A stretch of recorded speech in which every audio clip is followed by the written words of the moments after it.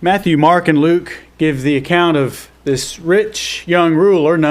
No single author refers to him that way, but this is a good example of a good principle of study. You always collect all that God says on that subject, and so even though none of them call him that, all of them together call him the rich young ruler. The question he came to Jesus with at first, in verse 16, was, "Good teacher, what good thing shall I do that I may have eternal life?" And then Jesus answered, gave a beginning answer to that, but it didn't fully satisfy him. And so then he followed that up with another question. "All these things I have kept from my youth, what do I still lack?" There are definitely some things about the rich young ruler that we don't know. The depths of his heart and soul and mind and all of his motives and reasons for the questions that he brought to Jesus. But Jesus, of course, knew that in completion. And it's interesting, I think it is Mark's record. Either Mark or Luke say that Jesus, looking at him, loved him.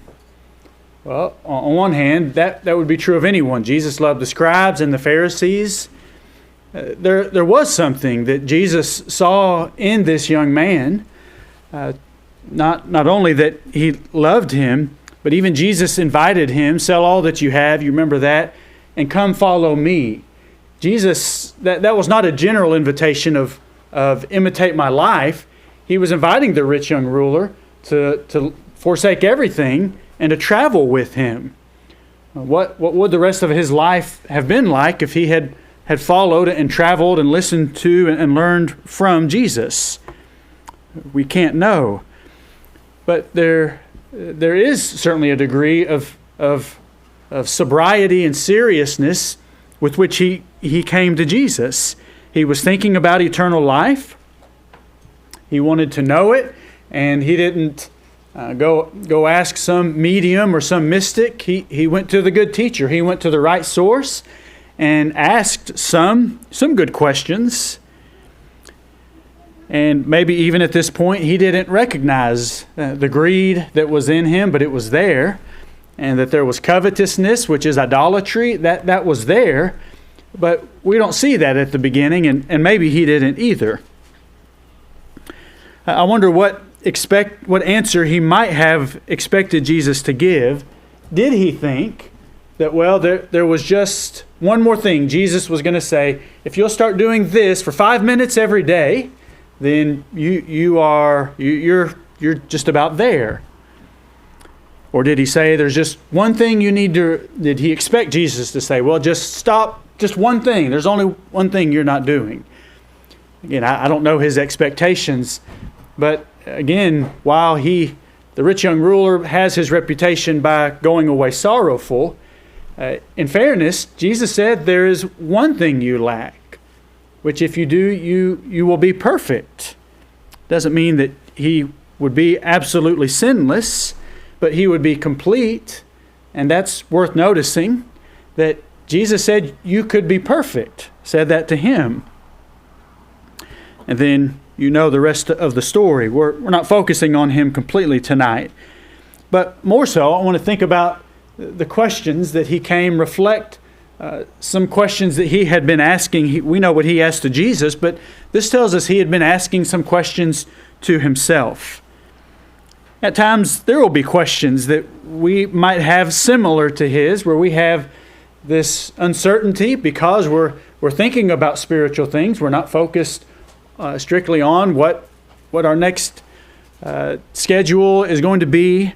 We're thinking about eternity, and sometimes that will raise questions, and maybe even some of the deepest questions like, well, when I stand before God, am I going to be ready? What is he going to ask me? What am I going to say?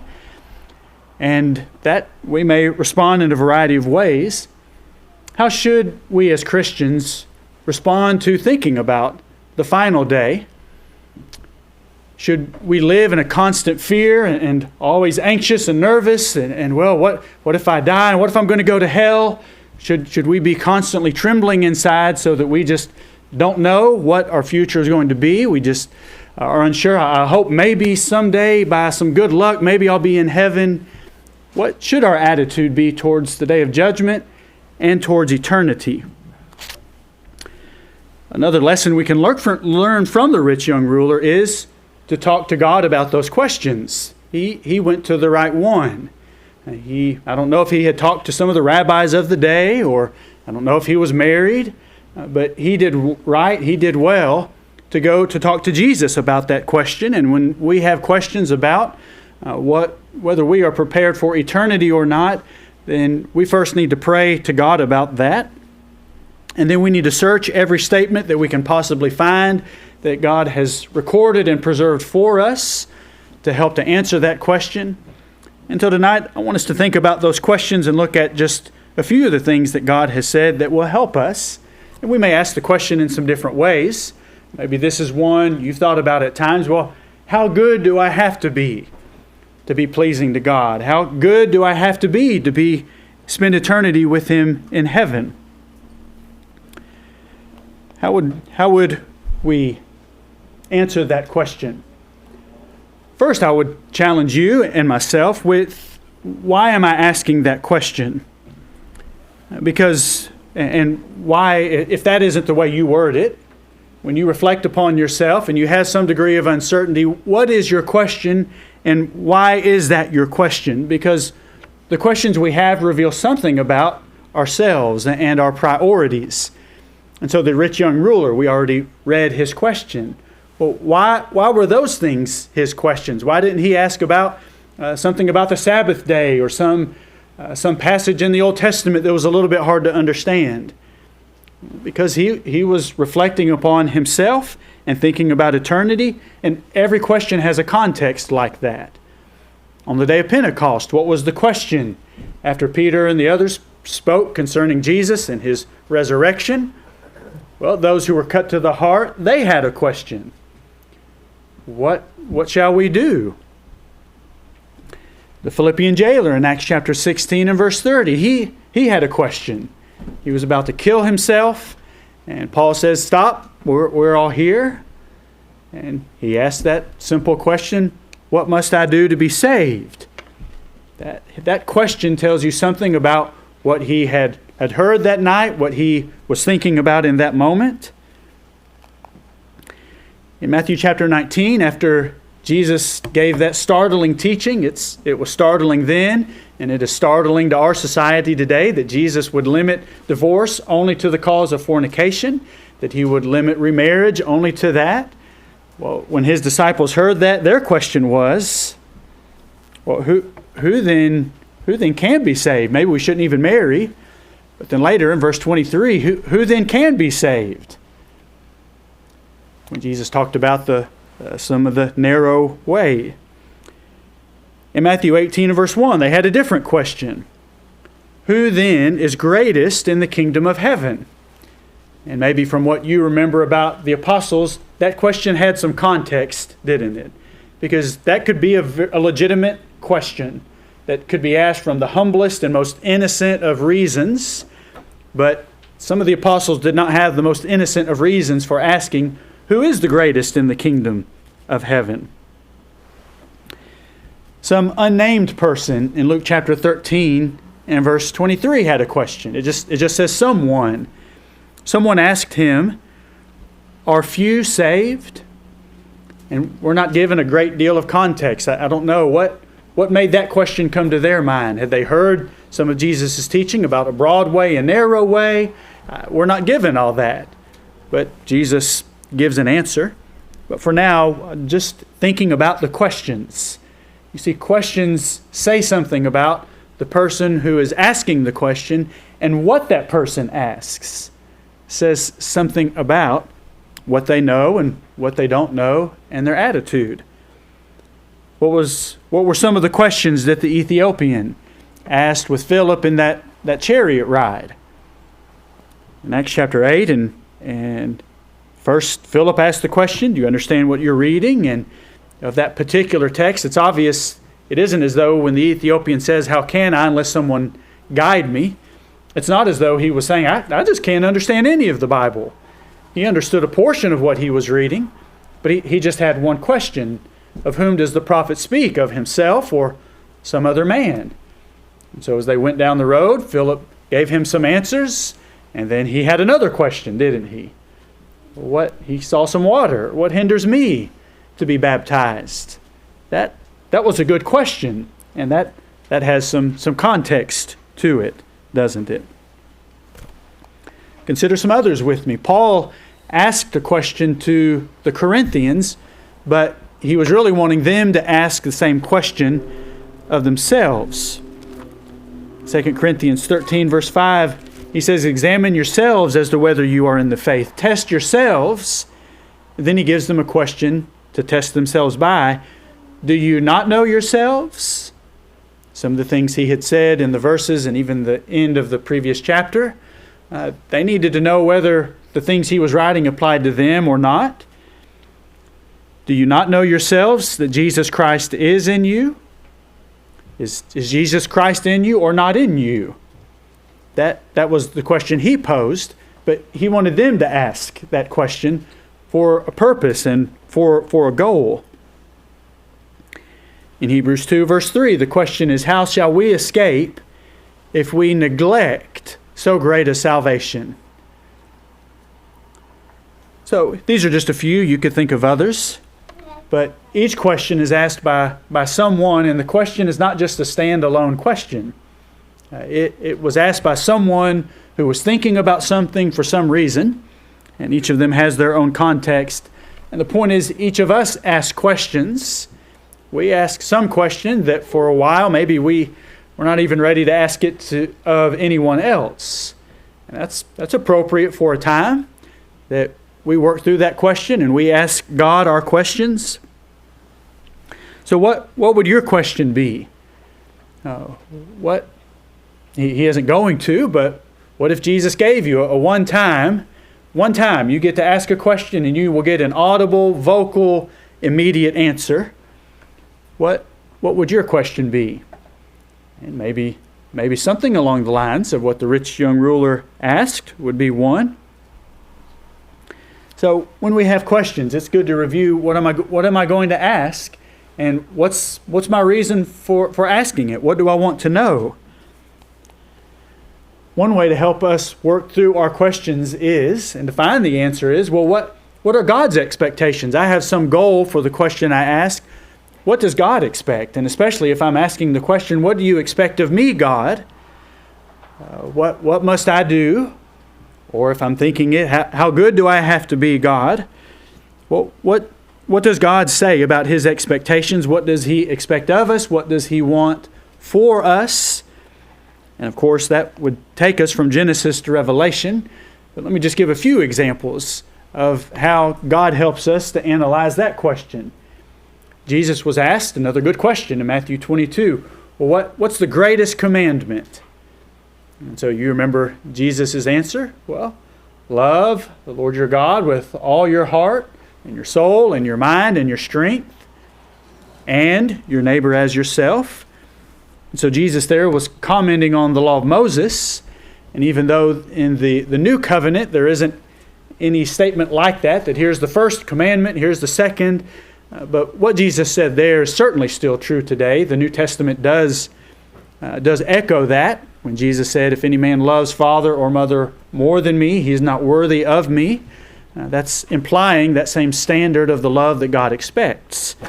Or Philippians 2 verse 3, let every man look out not only for his own interest, but also the interest of others. That's an echo of love your neighbor as yourself. So that basic expectation has not changed. And so just looking at those verses gives us some questions to ask of ourselves. If I'm wondering, well, what does God expect of me? Well, then here's a good place to start. Well, who do you love?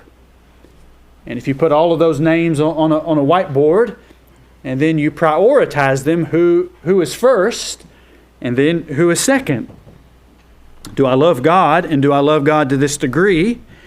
And do I love others, and do I love others more than myself? That's one passage that would give us the standard by which God is going to judge us. Another good example would be Matthew chapter 5. Matthew 5, read with me verses 3 through 10 as we think about What must I do to please the Lord? How good do I have to be?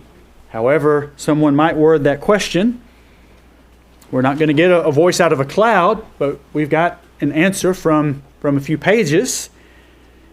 In Matthew 5, verse 3, "Blessed are the poor in spirit, for theirs is the kingdom of heaven. Blessed are those who mourn, for they shall be comforted. Blessed are the meek, for they shall inherit the earth. Blessed are those who hunger and thirst for righteousness, for they shall be filled. Blessed are the merciful, for they shall obtain mercy.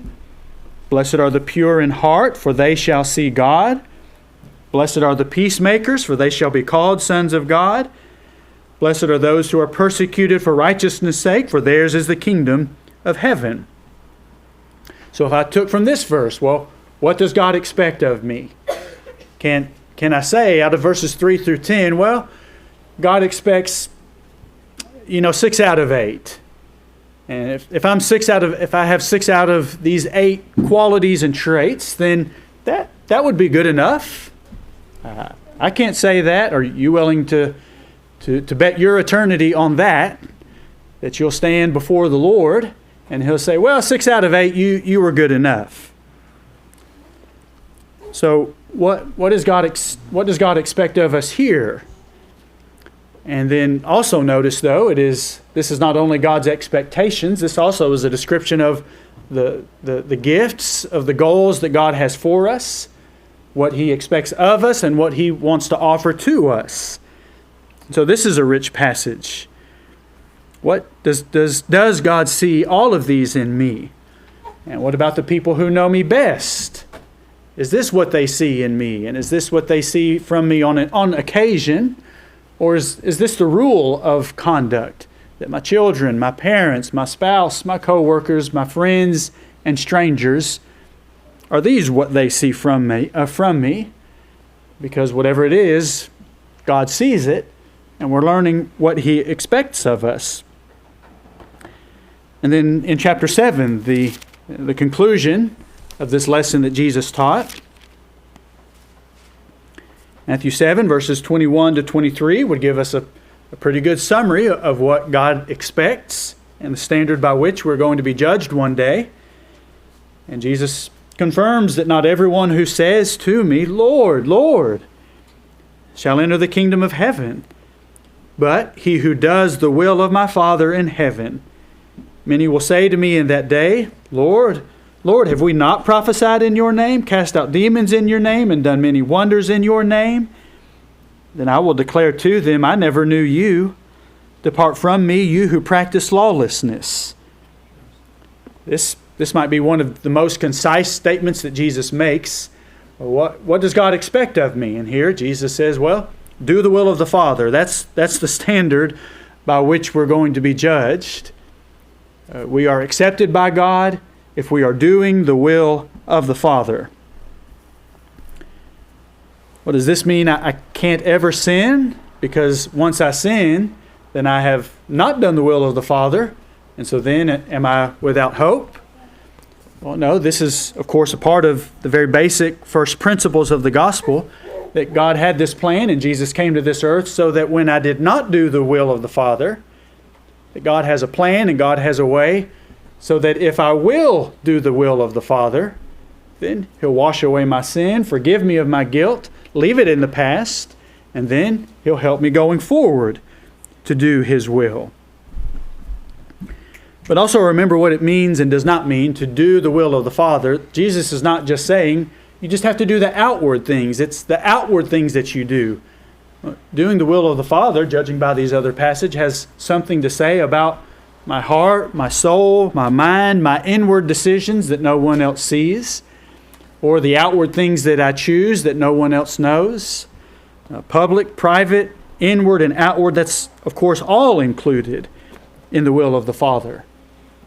And so what must I do to be saved? How good do I have to be? Well, statement from Matthew 7 would be, well, you have to do the will of the Father.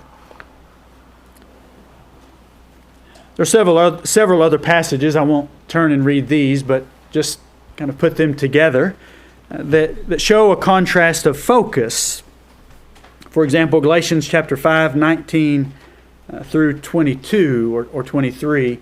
You remember the lust of the flesh versus the fruit of the Spirit. Neither one of those is an absolute list, that here are the only things that are involved in the lust of the flesh. In fact, Paul ends that section by saying, and the like. And so just a reminder, there's a lot of other things that are like these that will lead to the same conclusion. And then similarly, the fruit of the Spirit that is mentioned there, those are not the only things that come from the Holy Spirit into us. These are a summary of those things. And so how good do I have to be? Would you look at the lust of the flesh and say, well, as long as I don't do 80% of those, and as long as 80% of the fruit of the Spirit is in me, then I think I can stand before God with a clear conscience?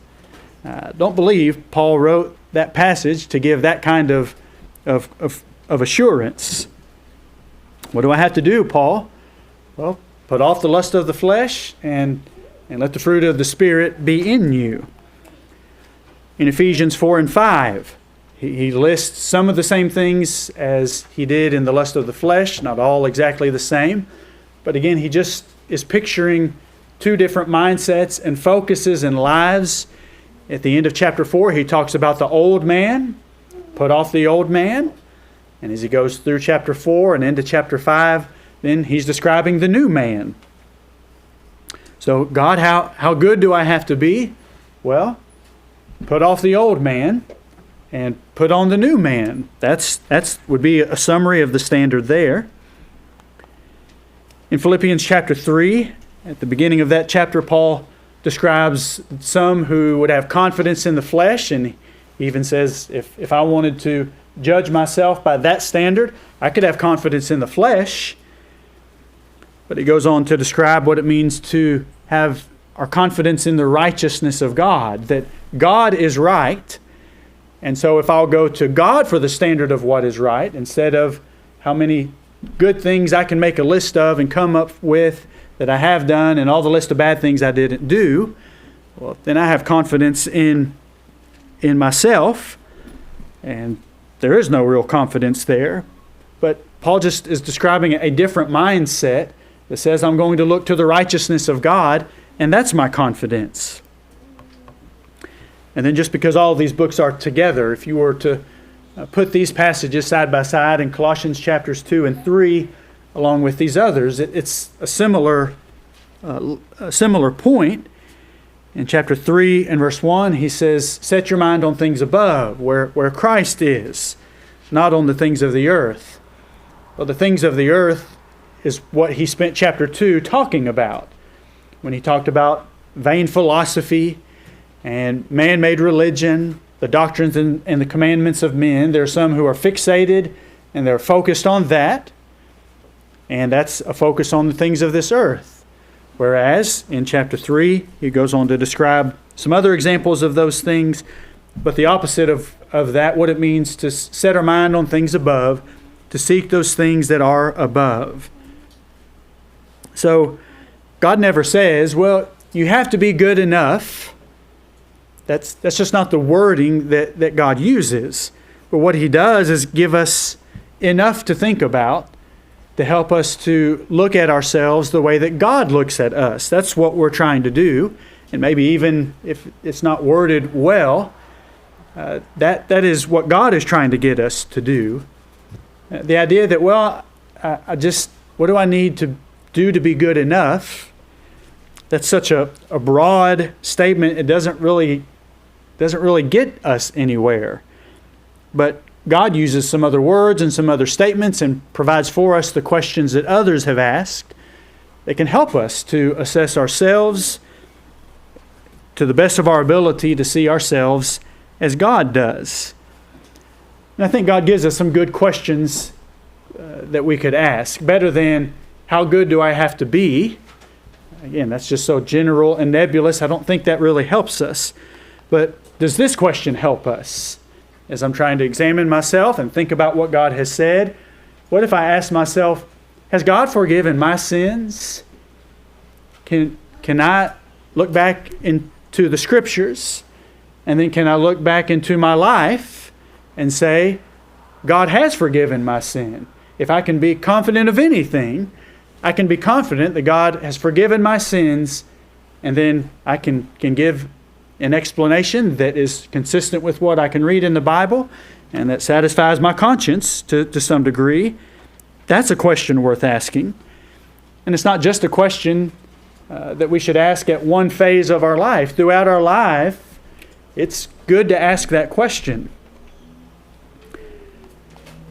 Another question that we could draw from Matthew 13 in the parable of the soils, or the parable of the sower.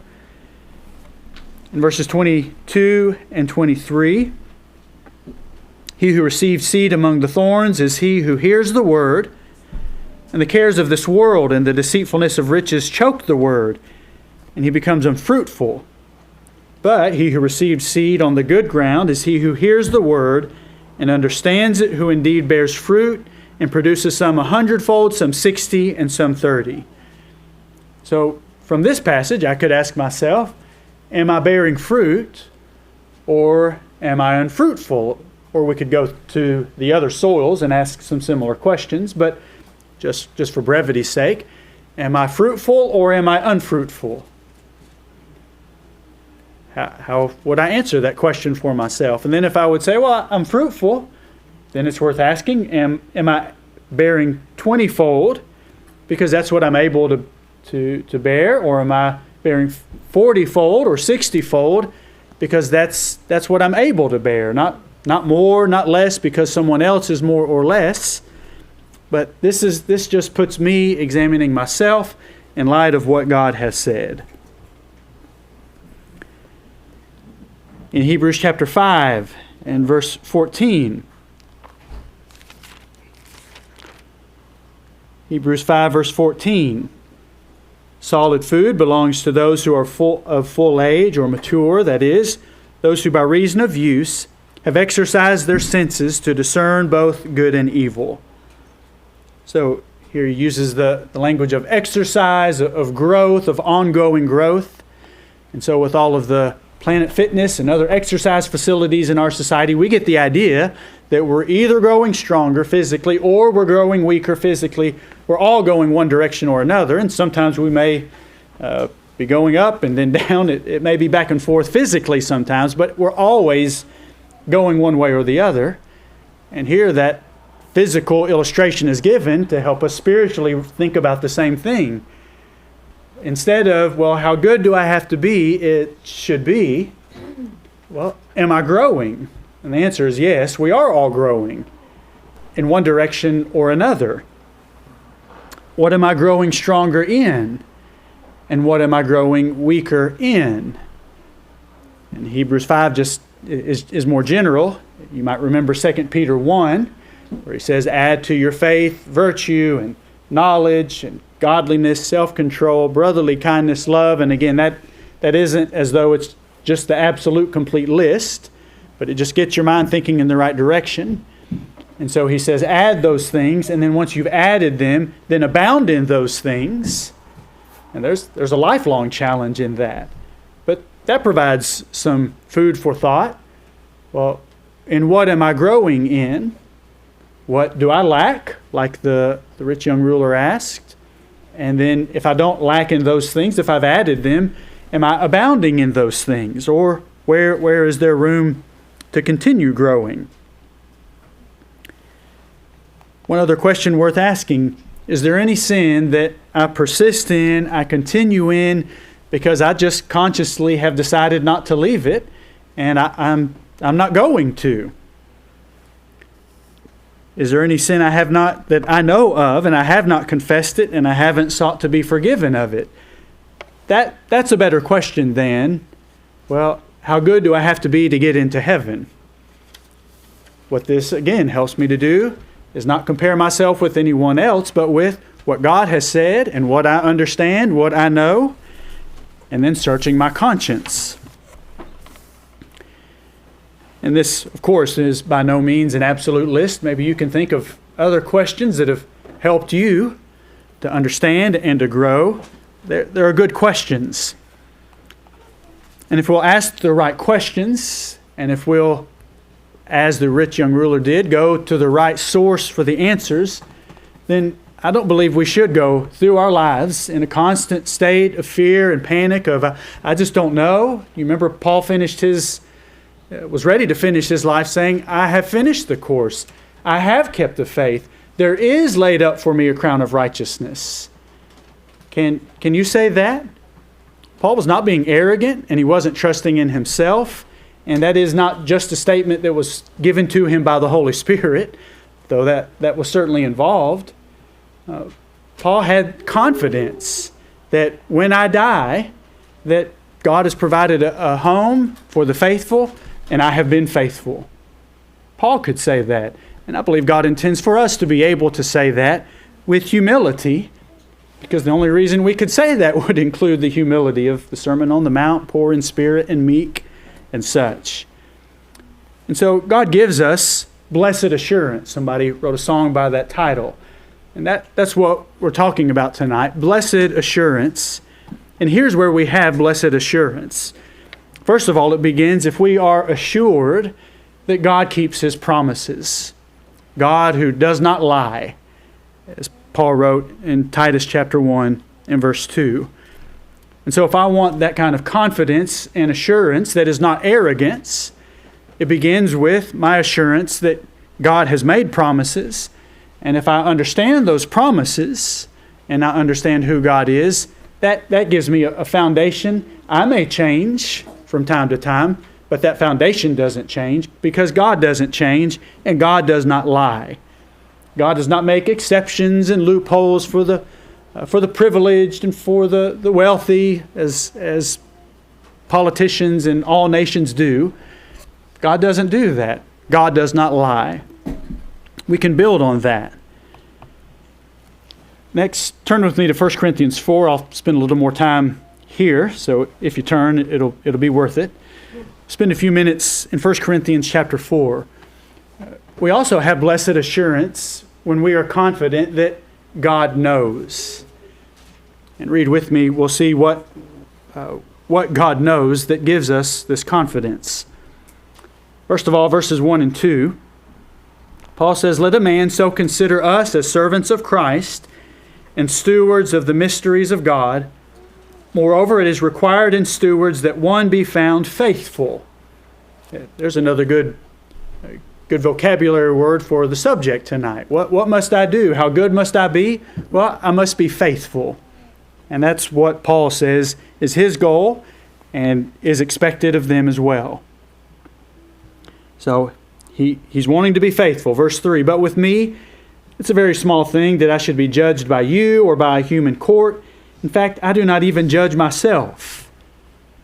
So where's his confidence? Where is his assurance? Well, he says, first of all, it doesn't bother me. He says, if you judge me, which I think here he means condemn, if you condemn me, that's just a small thing because you're not my final judge. And in fact, this is important. He says, and I'm not even my own judge. He can't declare himself to be innocent, and that makes it so. And even he can't declare himself guilty, and that makes it so. Paul admits, you're not my judge, and I'm not my own judge. So where is his assurance coming from? Now go to verse 4. He says, "For I know of nothing against myself, yet I'm not justified by this. But he who judges me is the Lord. Therefore judge nothing before the time until the Lord comes." What does God know? Well, first he contrasts what God knows with what he knows. And Paul says, I know of nothing against myself. So is Paul saying, hey, I've never sinned? Well, if you've read the rest of Paul's writings, you know that's not what he means. He very well knew his sin. He had not forgotten. He knew he was forgiven, and he had forgiven himself in that general way, but he didn't forget what he did in Jerusalem and before that. What Paul means is, I don't know of anything that I'm guilty of that has not been forgiven. As we say, I have a clear conscience. That's his point. So we ought to be able to say that. We ought to be able to say, I have a clear conscience. That doesn't mean I've never sinned and I'm never going to sin. It just means as I look at my life today and what I know today, there isn't any sin I have not been forgiven of. Now, if we can make that statement, there's an element of the blessed assurance that we can have. But then the next statement of Paul is important because he says, yet I'm not justified by this. So Paul admits, just because I believe I'm innocent doesn't absolutely mean that I am innocent. He's acknowledging maybe I am guilty of something and I don't even realize it yet. Isn't that always possible? For someone to believe they're innocent, but there's something they didn't learn, they didn't hear, they didn't know. That's always a possibility. But is Paul living in torment every single day and just unsure of what's going to happen because, well, maybe somewhere, sometime, there's something I didn't know and I don't know and I never will know? Well, if we can't know it, we can't focus on it. What Paul is doing is saying, I'm willing to look at my conscience, and as I do that, as he's writing, he says, I have a clear conscience, but I'm not my own judge. He who judges me, continue on in verse 5, the end of verse 4, but he who judges me is the Lord. Therefore judge nothing before the time until the Lord comes, who will both bring to light the hidden things of darkness and reveal the counsels of the heart. Then each one's praise will come from God. So there's some uncertainty here. Paul would admit, I don't know everything about everything, but based on what I know, I'm innocent, and yet God is the judge of all people and all things. And so that's where his confidence is. And so while there will always be some uncertainty, we have some questions, sure, but don't let the uncertainty rule your life so that you just don't know that maybe you hope your number gets drawn and you get to go to heaven. No, it shouldn't be anything like that, should it? Because God has given us some certainty, and what I can know is I'm not the judge and others are not the judge. God is the judge, and He has told me how He's going to judge me. And I know God will not lie, and I know God knows me even better than I know myself, and that's where our confidence and assurance comes from. And then last, go to Psalm 19. And again, we'll spend a few minutes here and then close our lesson. Where does assurance come from? Assurance comes from knowing God keeps His promises and God knows all things and God is our helper. In verses 1 through 6, the psalmist praises God for creation, and so he describes the sun and the knowledge that is available in all of the earth because of what man sees. In verses 7 through 11, there's a song that we sing from time to time taken from this text. He praises God for His word, and so he begins with expressing his impression of who God is.